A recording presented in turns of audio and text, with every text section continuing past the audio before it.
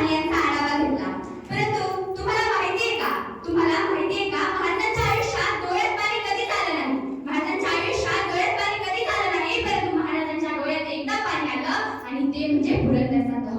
पुरंदरचा तह करता वेळेस मिर्झा आला होता ना जेव्हा स्वराज्यात, तेव्हा त्या मिर्झानं स्वराज्यात जिकडे तिकडे कत्तली सुरू केल्या. दिवसाढवळे आया बहिणीच्या आपण लुटायला सुरुवात केली. दिवसाढवळे आया बहिणीची आपण लुटली जात होती आणि त्याच वेळी महाराजांच्या डोळ्यातून अश्रू आलं. महाराजांचा जीव गहिवरला. महाराज मिर्झाकडे गेले. मिर्झाला म्हणतात, मिर्झा हे बरे नव्हे. आमच्या स्वराज्यात येऊन तू आमच्या लेकी बाईची अब्रू लुटतोस, हे बरे नाही मिर्झा. मिर्झा म्हणतो, राजा जर वाटत असेल ना तर तुमच्या स्वराज्यातल्या आया बहिणीची इज्जत वाचावी तर मला तुम्ही जिंकलेले 33 किल्ले द्या. मला तुम्ही दिलेले 23 किल्ले द्या आणि ते माझ्या स्वाधीन करा. मग तुमच्या स्वराज्यातल्या आया बहिणीची अब्रू वाचेल. राजांच्या डोळ्यातून पाणी आलं. राजा म्हणतात, ठीक आहे मिर्झा, केले तुला 23 किल्ले, तुला दिले 23 किल्ले. मिर्झा दुसरी अट टाकतो. मिर्झा म्हणतो, राजा 23 किल्ल्याने भागणार नाही. राजा तुमचा 9 वर्षाचा पोरगा संभाजी राजा माझ्याकडे ओलीस म्हणून ठेवा. राजा म्हणतात, मिर्झा याला राजकारण म्हणत नाही. मिर्झा म्हणतो, राजा वाटत असेल तुमच्या स्वराज्यातल्या आया बाईची अब्रू वाचावी तर हे करावंच लागेल.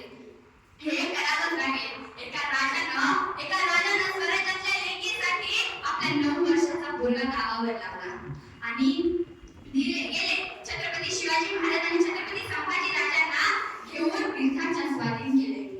9 वर्षाचे छत्रपती संभाजी महाराज मिर्झाच्या छावणीत राहू लागले. तेव्हा महाराज राजगडावरती गेले. राजगड म्हणजे महाराजांचा प्रिय गड, राजगड म्हणजे महाराजांचा आवडता गड. त्या गडावरती महाराज राहू लागले. एक मावळा कर्तोजी गुजर नावाचा मावळा गडावरती गेला. त्याने महाराजांना पाहिलं. महाराजांच्या डोळ्यातून पाणी येत होतं. त्याने पाहिलं, तो खाली आला. त्याला कळून चुकलं की ज्या तहात महाराजांनी 23 किल्ले त्या मिर्झाच्या स्वाधीन केले, त्याच तहामुळे माझ्या राजाच्या डोळ्यात पाणी आलं. तो खाली आला, घोड्यावरती बसला, घोड्यावरती स्वार झाला आणि डोक्यात एकच विचार ठेवला, ज्या माणसानं माझ्या राजाच्या डोळ्यात पाणी आणलं त्या माणसाच्या डोळ्यात पाणी आणल्याशिवाय मी सोडणार नाही. घोडा ताणला, गेला. अरे डायरेक्ट मिर्झाच्या छावणीत घुसला. आणि आई जवानीतलं 32 वर्षाचं पोर पकडलं गेलं. मिर्झाच्या समोर उभं केलं. मिर्झा म्हटला, अरे कोणाची जिगर एवढी? कोणाची जिगर? तो मिर्झाच्या छावणीत मिर्झावर चालून येतो. कर्तोजी गुजर समोर होते. कर्तोजी गुजरांना मिर्झा म्हणतो, नाम क्या है तेरा? कर्तोजी गुजर म्हणतात, मेरा नाम तो कर्तोजी गुजर है. असं काय काम काढलंस? कशासाठी आलास? कर्तोजी गुजर म्हणतात, अरे मिर्झा तू माझ्या राजाची सगळी किल्ले घेतलीस. आता माझा राजा कंगाल झालाय. काहीच राहिलं नाही त्याच्याकडे. माझ्या राजाकडे काहीच राहिलं नाही. अरे तू दिवसा ठेवल्यातली उपटून मरेल माझा राजा, विष पिऊन मरेल माझा राजा. इतका भिकारी झालाय माझा राजा. मला तुझ्यासोबत काम करण्याची संधी दे. एक संधी दे. तुझं राज्य अख्खं स्वराज्य तुझ्या राज्यात आणून ठेवतो. मला फक्त एक संधी दे. मिर्झा म्हणतो, अरे छे तू कोण रे? तू एक मराठा आणि हे मराठे मरतील पण फुटतील कसले? कुठल्या विश्वासाने तुला माझ्यात काम करण्याची संधी देऊ? कर्तोजी गुजर म्हणतात, राजा एक संधी देऊ बघा. तेव्हा मिर्झा म्हणतो, ठीक आहे तुला एक संधी देतो, पण त्याआधी जेवढे तुझ्या राजाकडं शिवाजी राजाकडे 16 किल्ले उरलीत ना, त्यातले काही किल्ले आणखी माझ्या आणून स्वाधीन कर. गेला कर्तोजी गुजर महाराजांची 2 किल्ले घेऊन आला. 2 किल्ले घेऊन छावणीत आला. मिर्झाच्या हवाली करून दिली.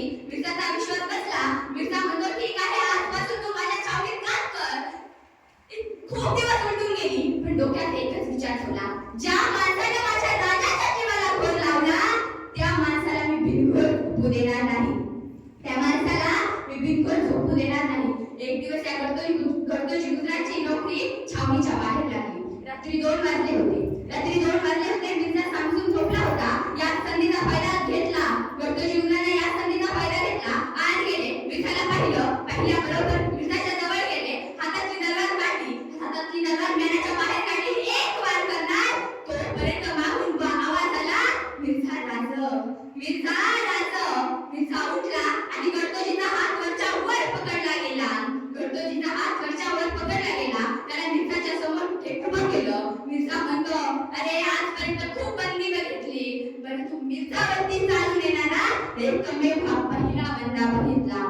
तुम्हें वहाँ पहिला बंदा बघितला. बोलो करतो गुजर, क्या चाहिए तुम्हें? हीरे मोती माणिक जवाहरी जो चाहिए वो आज दे दूंगा. मैं आज तुम पे बेहद खुश हुआ हूँ. मैं आज तुम पे बेहद खुश हुआ हूँ. जो चाहिए मांग लो. करतो गुजर म्हणतात, अरे मिर्झा मिर्झा वाघ आणि मराठे उगा कोणाच्या नादी लागत नाही. आणि जर आमच्या नादाला कोणी लागलं तर त्याला पाडल्याशिवाय आम्ही सोडत नाही. मिर्झा त्याला पाडल्याशिवाय आम्ही सोडत नाही. मिर्झा म्हणाला, मेरी राजपुती तलवार लाई जाय. मिर्झाची राजपुती तलवार लहान लिहिली. मिर्झाने राजपुती तलवार हातात घेतली. सगळ्यांना वाटलं आता हा गडतो गुजर मेला. सगळ्यांनी डोळे झाकले. मिर्झाने डोळे वटारले आणि त्या गडतो गुजर वार केला. वार करणार गडतो गुजरने शेवटची हराय महादेव नावाची शिवगर्जना दिली आणि तोपर्यंत ती तलवार गडतो गुजराच्या मानेवरती येऊन थांबली. गडतो गुजराच्या मानेवरती तलवार थांबली आणि मिर्झा म्हणतो, बता तेरे शिवा स्वराज्य की मालिक इनका खजिना कहाँ है? इनका खजिना कहाँ है? गडतो गुजराने डोळे झाकली. डोळ्यासमोर साक्षात स्वराज्याचे छत्रपती उभे राहिले आणि त्यांचा रूप आठवून त्याला गडतो गुजरांना माहित होतं राजासाठीच मरायचं आणि राजासाठीच जगायचं. गडतो गुजर म्हणाले, अरे मिर्झा जीव घे पण तुला सांगणार नाही. अरे मिर्झा जीव घे पण तुला सांगणार नाही. मिर्झा खुश झाला आणि मिर्झा म्हणाला, गडतो गुजर जा आणि जाऊन सांगा तुमच्या राजाला ज्याच्याकडे तुझ्यासारखी निष्ठावंत मावळे आहे त्या राजाच्या डोक्याच्या केसालाही कधी कोणी धक्का लावू शकणार नाही. त्या राजाच्या डोक्याच्या केसालाही कधी कोणी धक्का लावू शकणार नाही. गडतो गुजर जायला निघाले. महाराजांना वार्ता आधीच कळालेली होती. गडतो गुजर जायला निघाले. महाराजांना वार्ता आधीच कळाली होती. महाराजांनी गडतो गुजराला बोलावलं. गडतो गुजरांचा सत्कार केला. गडतो गुजरांचा सत्कार केला आणि महाराज म्हणतात, अहो गडतो गुजर, गडतो गुजर काय प्रताप केलात हो तुम्ही. गडतो गुजर काय प्रताप केलात. आजपासून तुम्ही गडतो गुजर नाही. आजपासून तुम्ही गडतो गुजर नाही तर आजपासून तुम्ही प्रतापराव गुजर आहात. आजपासून तुम्ही प्रतापराव गुजर आहात. आणि हाच प्रतापराव एकदा स्वराज्यावरती भेलव खान नावाचा राक्षस आलं होतं. भेलव खानाचा वध करण्यासाठी प्रतापराव गुजर गेले. प्रतापरावाने त्या भेलव खानाला ताणून मारला. ताणून मारला. तोपर्यंत भेलव खानाने प्रतापरावाचे पाय धरले. भेलव खान म्हणतो प्रतापराव राव एकदा माफी द्या राव. मेरी बेगम की ओर देखकर एक बार माफ कर दो राव. बाद में स्वराज्य की ओर आंख उठाकर भी नहीं देखूंगा राव. एक बार माफ कर दो. बस एक बार माफी दे दो. कितनी बार? एक बार. बस एक बार. अहो शेवटी मराठी माणूस एखाद्यानं काळजातून आपल्या मनातून हाक मारली तर अंगावरची कपडे काढून देणारी ही मराठ्यांची जात. प्रतापराव गुजरांना सोडलं. प्रतापराव गुजरांना भेलव खानाला सोडलं आणि भेलव खानाला सोडलं ही वार्ता महाराजांना कळाली. 1 फेब्रुवारीचे दिवस होते. राज्याभिषेक सोहळा जवळ आलेला होता आणि 1 फेब्रुवारीच्या दिवसामध्ये राज्याभिषेक सोहळा जवळ आलेला असताना सरसेनापती प्रतापराव गुजरांना असं करावं हे महाराजांना पटलं नाही. महाराजांनी पत्र पाठवलं. महाराज म्हणतात, प्रतापराव अहो राव कसला प्रताप केला तुम्ही. याला सेनापतीगिरी कसली. याला तर सिपाहीगिरी म्हणतात. याला तर सिपाहीगिरी म्हणतात. जोपर्यंत तुम्ही भेलव खानाचं मस्तक माझ्या पायाशी आणून ठेवत नाही. जोपर्यंत तुम्ही भेलव खानाचं मस्तक माझ्या पायाशी आणून ठेवत नाही तोपर्यंत तुमचं मस्तक मला दाखवू नका प्रतापराव. तुमचं मस्तक मला दाखवू नका. प्रतापराव शेवटी राजांनी आज्ञा दिली. भेलव खानाचं मस्तक आणायचे. सायंकाळची वेळ होती. सगळे शांत बसले होते. नाईक पळत आले. नाईक पळत आल्याबरोबर नाईक रावांना म्हणतात, राव खिंडीमध्ये भेलव खानाची छावणी पडली. राव ही संधी आहे तुमच्यासाठी. जा राव आणि त्या भेलव खानाचं मस्तक घेऊन या.